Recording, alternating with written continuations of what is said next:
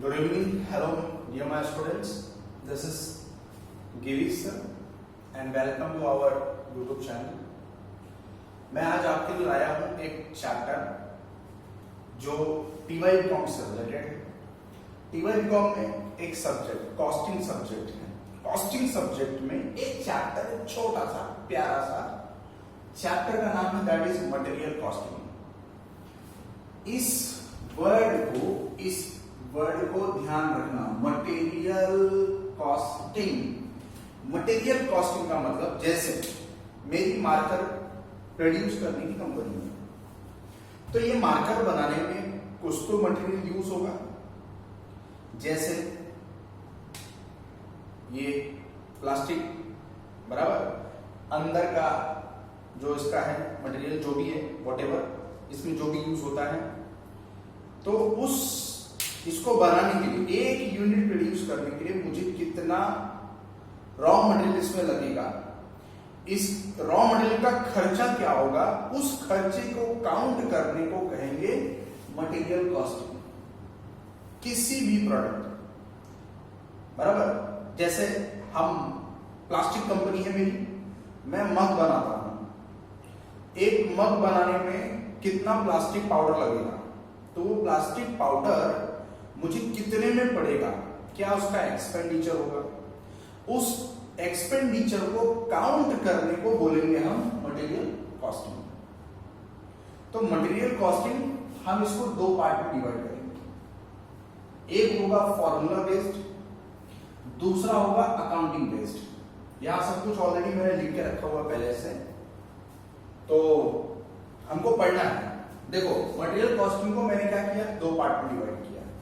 ये आईपीसीसी से related chapter है, ये आईपीसीसी वाले स्टूडेंट्स को भी काम आएगा और TY.com के 5th सेम के लिए जो स्टूडेंट है उनको भी ये हेल्प करेगा। ये चैप्टर फॉर्मूला बेस्ड है और अकाउंटिंग बेस्ड। मटेरियल कॉस्ट को मैंने दो पार्ट में डिवाइड किया। क्या किया, एक फॉर्मूला के ऊपर डिवाइड किया, दूसरा अकाउंटिंग बेस के ऊपर डिवाइड किया। फॉर्मूला मतलब दैट इज ईओक्यू। ईओक्यू क्या होता है, ईओक्यू पहले हमें फॉर्मूला में ईओक्यू निकालना है, उसके बाद नंबर ऑफ ऑर्डर निकालना है, टोटल ऑर्डरिंग कॉस्ट काउंट करना है, फिर टोटल कैरिंग कॉस्ट काउंट करना है, फिर डिस्काउंटिंग ऑफर देखना है, फिर स्टॉक लेवल। इतने सारे फॉर्मूला वाले हैं, मतलब इन सब चीजों का हम फॉर्मूला से सम सॉल्व करेंगे।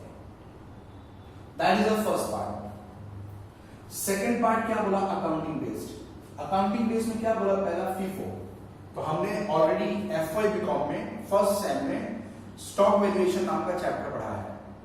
वो स्टॉक वैल्यूएशन में हमने ये मेथड पढ़े हैं, फीफो। स्टॉक मतलब जो भी गुड्स मेरे पास पड़े हो या जो मटेरियल पड़े हो उसकी वैल्यूएशन करने को, वो हमारे लिए स्टॉक है। गुड्स बचा हुआ है, बचे हुए गुड्स को ही बोलते हैं स्टॉक। उस स्टॉक को काउंट करने, वैल्यूएशन करने के मेथड जो है वही है ये जो हमने पढ़ा है, FIFO मेथड और weightage average. You are very familiar with this method बराबर, आप इसके साथ बहुत पढ़े हो, बहुत बस में सम सॉल्व किया आपने एकदम। तो दैट इज FIFO और वेटेज। तो अभी हमें पहले ये देखना पड़ेगा फॉर्मूला।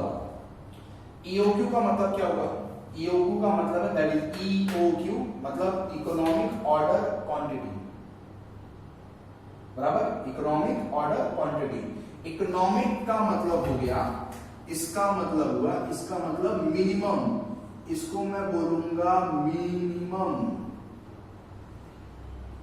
मिनिमम, मिनिमम मतलब कम से कम। जैसे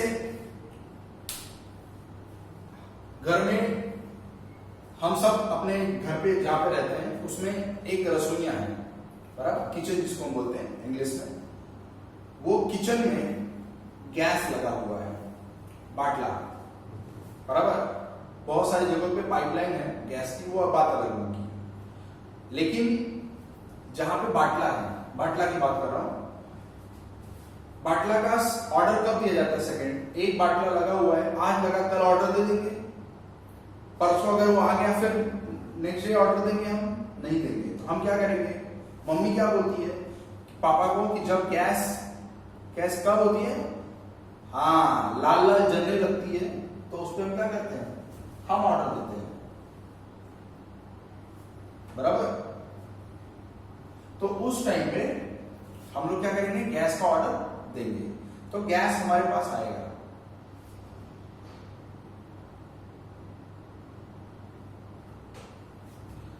तो दैट इज मिनिमम, मतलब कब हमें ऑर्डर देना है, किस टाइम पे नया माल मंगाना है, उसी को बोलेंगे इकोनॉमिक ऑर्डर क्वांटिटी। ईओक्यू का फुल फॉर्म हो गया root 2AO upon C, root 2AO upon C, whereas A2 तो न्यूमेरिकल वर्ड है ना, ये अल्फाबेटिकल वर्ड है। A is equal to annual demand है, एनुअल डिमांड मतलब पूरे साल में कितनी क्वांटिटी लगती है। जैसे घर में अगर रसोई में बाटला हर महीने में एक लगता है, किसी किसी को 15 दिन में लगता है, किसी किसी को एक बाटला 2 महीने चलता है। That is depend number of unit, आपके घर में कितने मेंबर है, नंबर ऑफ मेंबर के ऊपर भी डिपेंड है। आप कितना उसमें गैस जला रहे, नंबर ऑफ यूनिट कितना बना रहे हो आप खाना, उनके ऊपर डिपेंड है। So that is A for annual demand. अगर महीने में एक लगता है तो साल में 12 लगेगा, तो that is annual demand. O for ordering cost per order, ordering cost per order मतलब एक बार ऑर्डर दिया, मंगा रहा हूं, तो उसके ऑर्डर का क्या खर्चा आएगा, उसको हम बोलेंगे that is ordering cost per order. C for carrying, carrying cost. हाँ क्या बोला, ऑर्डरिंग कॉस्ट का मतलब है ऑर्डर दिया, जब मैं मंगाऊंगा कि भाई मुझे मटेरियल पहुंचाओ, तो उस मटेरियल को लाने का खर्चा लगेगा, इसीलिए उसको बोलते हैं ordering cost per order. C for carrying cost, carrying cost मतलब होल्डिंग, जैसे रखने का, जैसे अपने घर में फ्रिज है, तो fridge is what, one type of warehouse. तो बहुत लोग मटेरियल जब मंगाते हैं ना, तो उसको कहीं ना कहीं स्टोर करते हैं। राशन आता है घर में, तो उसको भी किसी भांडी बर्तन में, बड़े बड़े डब्बे में क्या किया जाता है, सेल किया जाता है। So that is carrying cost, मतलब उसको रखने का खर्चा। अब बड़ी बड़ी कंपनियां तो लाखों टन्स, करोड़ों में माल मंगाते हैं ना लोग, कई टन्स में आता है, कई कंटेनर में आता है, तो वो कंटेनर कहाँ रखा जाएगा, जहां रखेंगे उस वहां रखने का उसका खर्चा, उसको हम बोलेंगे what, that is carrying cost. उसी को बोलते हैं हम होल्डिंग कॉस्ट, इसी को बोलेंगे हम वेयरहाउसिंग कॉस्ट। ये नाम हो गया। तो ये हमारा ईओक्यू हो गया। ईओक्यू मतलब मिनिमम ऑर्डर क्वांटिटी। ये फॉर्मूला लगाना है और ये लिखकर हमें सॉल्व करना है। यहां पे सी फॉर कैरिंग कॉस्ट का एक नोट है, ये नोट है, ये स्टार मार्क है। Note, if carrying cost is given in percentage, अगर कैरिंग कॉस्ट किसमें दिया हो, परसेंटेज में दिया हो, ये वाला कैरिंग कॉस्ट अगर क्वेश्चन में सॉल्व करते टाइम परसेंटेज में दिया रहेगा ना, तो उसको हम परचेस कॉस्ट के ऊपर काउंट करेंगे। If carrying cost is given in percentage, that should calculated on purchase cost. Purchase cost भी हमको दिया रहेगा, जैसे rate per unit, cost per unit, है ना, उसको बोलेंगे परचेस कॉस्ट। तो इसको हमेशा क्या करेंगे, हम परचेस कॉस्ट के ऊपर काउंट करेंगे। ये परसेंटेज जैसे 5%, 10%, 8% दिया गया है, तो उसको हम क्या करेंगे, हम परचेस कॉस्ट के ऊपर काउंट करेंगे। फिर सेकंड क्या बोला, number of order. Number of order कैसे निकलेगा, ए दैट इज एनुअल डिमांड, और क्यू मतलब ये जो ईओक्यू सॉल्व करके आएगा ना, ये वाला, ये ईओक्यू जो सॉल्व करके आएगा, उसको डिवाइड करने का यहां पर। Number of order is equal to A upon Q. A मतलब annual demand, Q for EOQ. इस ए को बोलेंगे एनुअल डिमांड, एनुअल डिमांड, और इस क्यू को मैं बोलूंगा ईओक्यू। क्यू मतलब ईओक्यू, मिनिमम क्वांटिटी। अगर मैं मिनिमम एक बार इतना मंगा रहा हूं, तो पूरे साल की डिमांड कितनी बार में मंगाऊंगा। जैसे मुझे एनुअल डिमांड 12,000 लगता है, बराबर, मेरा ईओक्यू फॉर एग्जांपल 400 आया। एक बार में 400 कम से कम ऑर्डर दे सकते हैं अपन, कम से कम ईओक्यू मतलब मिनिमम, कम से कम 400 ऑर्डर देंगे।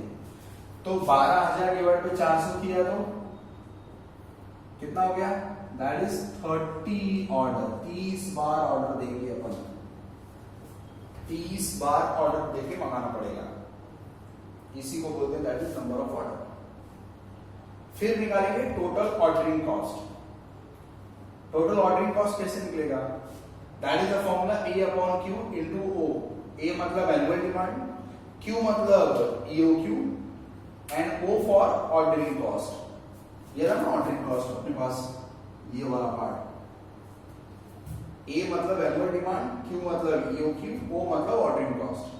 सो ए अपॉन क्यू इनटू ओ, ए अपॉन क्यू इनटू ओ। फोर्थ, टोटल कैरी कॉस्ट बोला है निकालने के लिए। टोटल कैरी कॉस्ट कैसे निकलेगा?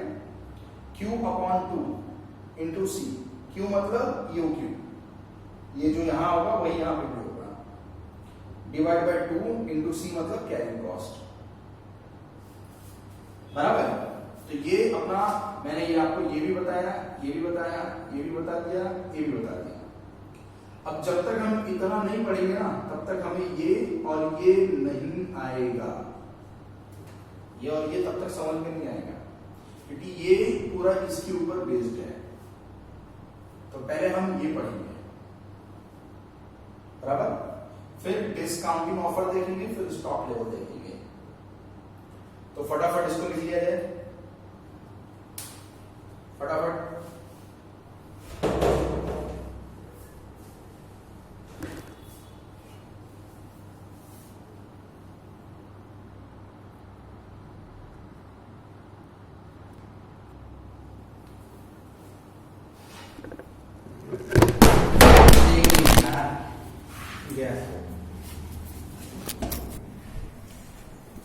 ये